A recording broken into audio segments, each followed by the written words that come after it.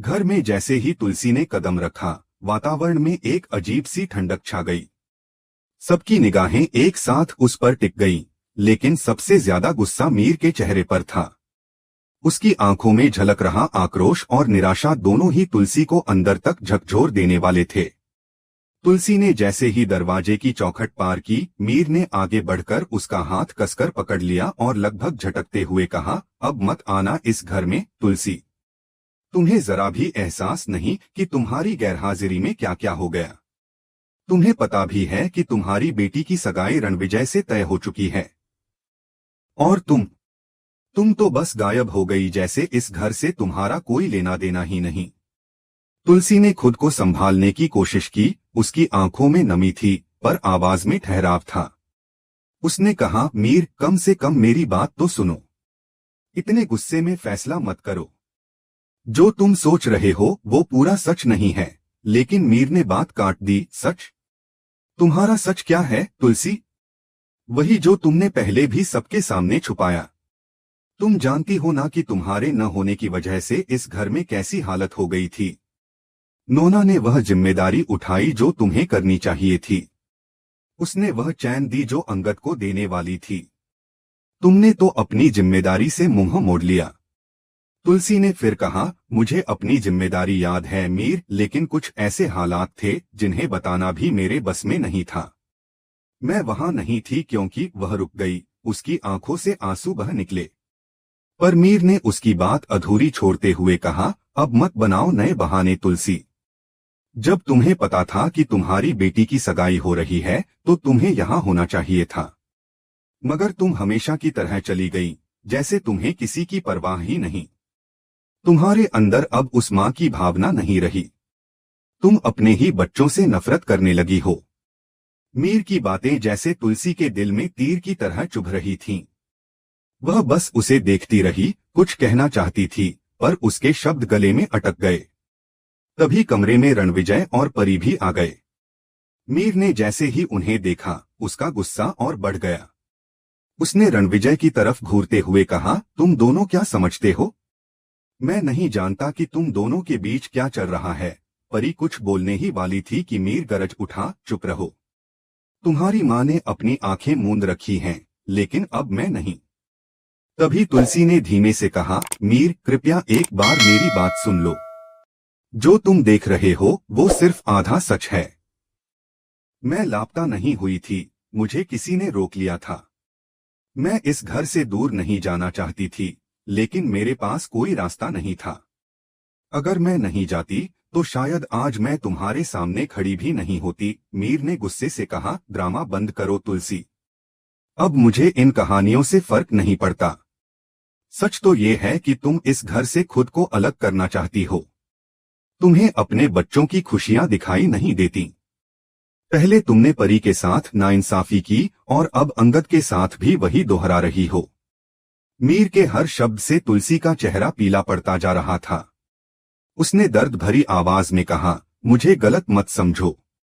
मैं जो कर रही हूँ वो इस घर की भलाई के लिए है। अगर मैं सच बताऊं तो तुम्हें झटका लगेगा, लेकिन मुझ पर भरोसा रखो मीर, मैं अपने बच्चों से नफरत नहीं करती। मैं तो उनके लिए ही सब कुछ सह रही हूँ। लेकिन मीर का दिल अब पत्थर बन चुका था। उसने ठंडे स्वर में कहा, भरोसा? तुम्हें अब इस घर में किसी का भरोसा नहीं बचा। तुम्हारी वजह से हर रिश्ता टूटने की कगार पर है। अगर तुम सच में इस घर से प्यार करती तो ऐसे वक्त में इसे छोड़कर कभी नहीं जाती। तभी माहौल और भी तनावपूर्ण हो गया जब नोना वहां पहुंची। उसने मीर से कहा, इतना मत कहो मीर, शायद तुलसी के पास सच में कुछ कहने को है। उसे एक मौका तो दो। लेकिन मीर अब सुनने की हालत में नहीं था। उसने गुस्से में कहा, नहीं नोना, अब और नहीं। मुझे इन झूठों से तंग आ चुका हूं। जिसने मुझे और इस घर को शर्मिंदा किया है उसे अब इस घर में रहने का कोई हक नहीं। तुलसी अब पूरी तरह टूट चुकी थी। उसने धीरे से कहा, अगर मेरा यहाँ रहना इस घर के लिए बोझ है तो मैं चली जाऊंगी। लेकिन एक दिन जब सच्चाई सामने आएगी तब तुम पछताओगे कि तुमने मेरी बात नहीं सुनी। यह कहते हुए वह पलटने लगी। लेकिन तभी मीर ने रणविजय की तरफ बढ़कर उसे जोरदार थप्पड़ जड़ दिया। पूरा घर सन्न रह गया। मीर चिल्लाया, तू तो इस घर की इज्जत पर दाग है। मेरी आंखों के सामने तूने जो किया उसका हिसाब अब मिलेगा। रणविजय चौंक गया। उसका चेहरा हैरान और गुस्से से भर गया। परी दौड़कर उसके पास आई। पापा, आपने रणविजय को मारा क्यों? उसने क्या किया? मीर ने गुस्से से कहा, क्योंकि अब मुझे सब पता चल चुका है। तुम दोनों का रिश्ता सगाई से पहले से ही गंदगी से भरा हुआ है। और तुम्हारी माँ इस सब में चुप थी। तुलसी ने चिल्लाकर कहा, बस मीर, अब बहुत हो गया। तुम्हें जो दिख रहा है वो सच्चाई नहीं है। तुम्हें जो सुनना चाहिए था वो तुम सुनना ही नहीं चाहते। कमरे में एक भारी सन्नाटा छा गया। हर कोई अपने अपने अंदाज में स्तब्ध खड़ा था। तुलसी के आंसू अब जमीन पर गिर रहे थे और मीर की आंखों में अब भी आग थी। इस घर के रिश्तों की डोर अब बिखरने लगी थी। वह पल था जब एक माँ, एक पति और एक परिवार के बीच विश्वास की दीवार गिर चुकी थी। लेकिन कहानी यहीं खत्म नहीं होती, क्योंकि तुलसी का सच अब सामने आने वाला था। एक ऐसा सच जो सबकी सोच को हिलाकर रख देगा और जिसे सुनकर मीर का गुस्सा पछतावे में बदल जाएगा। अभी तो यह तूफान की शुरुआत थी। आगे खुलासा ऐसा होगा जो, क्योंकि सास भी कभी बहू थी, की कहानी को पूरी तरह पलट कर रख देगा। मीर अब भी अपने गुस्से में खोया हुआ था। उसकी आंखों में आग और शब्दों में ठंडापन दोनों एक साथ दिखाई दे रहे थे।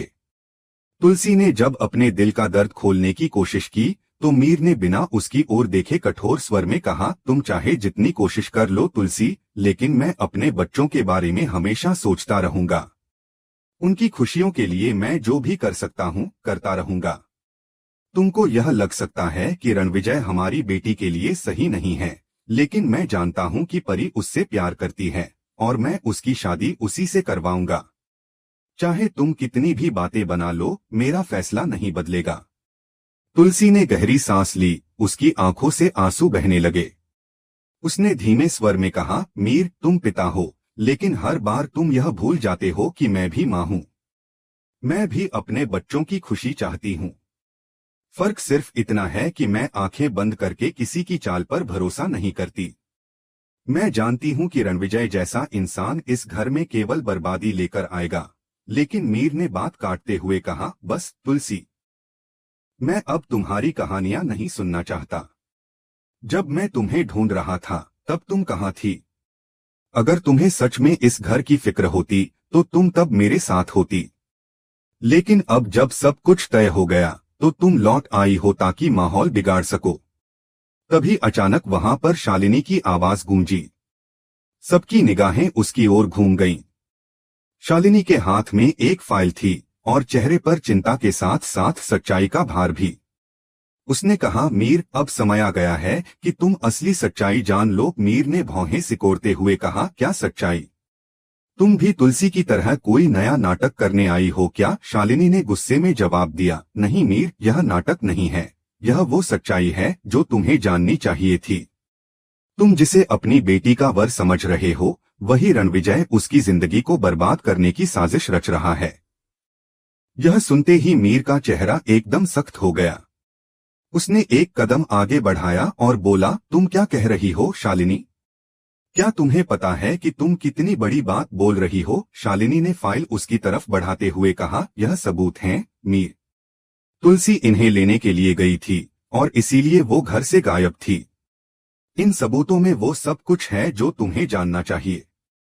रणविजय ने सिर्फ परी को नहीं, इस घर के भरोसे को भी धोखा दिया है।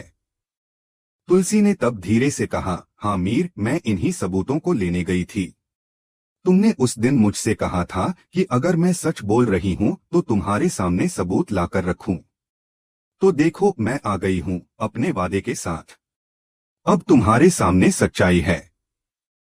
अगर अब भी तुम यकीन नहीं करना चाहते तो मैं मजबूर हूं।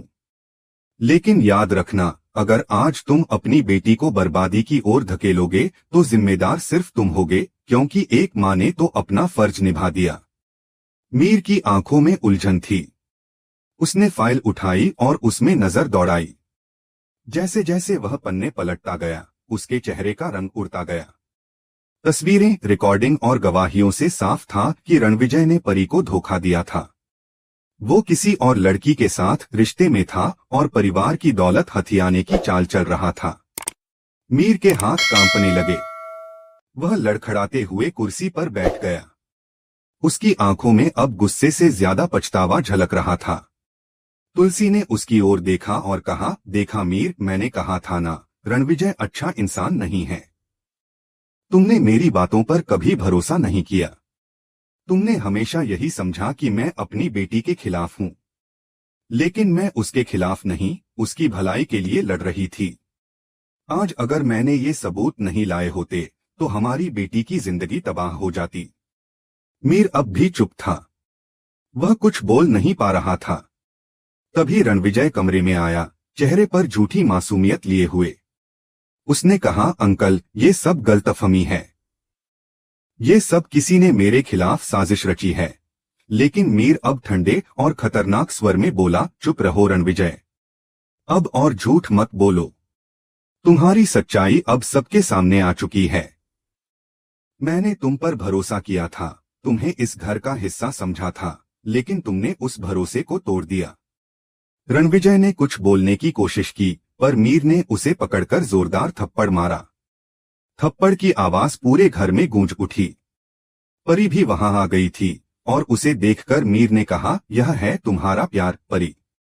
जिस पर तुम आंख मूंदकर भरोसा कर रही थी, वो तुम्हें धोखा दे रहा था।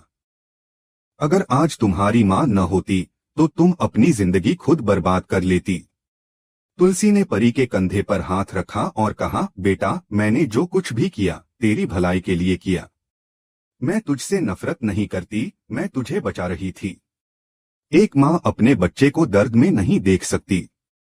और आज अगर मैं चुप रहती तो तेरा भविष्य अंधेरे में चला जाता। परी फूट फूट कर रोने लगी और मीर धीरे से सिर झुका लिया। उसे समझ आ गया कि उसने गलती की है, उस औरत को गलत ठहराया जो हमेशा उसके बच्चों के लिए ढाल बनकर खड़ी रही। कुछ पल का सन्नाटा पूरे हॉल में पसरा रहा। मीर धीरे से बोला, तुलसी, मैं गलत था। मैंने तुम्हारे इरादों को समझने में देर कर दी। मैंने एक मां के जज्बातों को चोट पहुंचाई। तुम सही थी, मैं गलत। तुलसी ने उसकी ओर देखा। उसकी आंखों में आंसू थे लेकिन चेहरे पर सुकून था।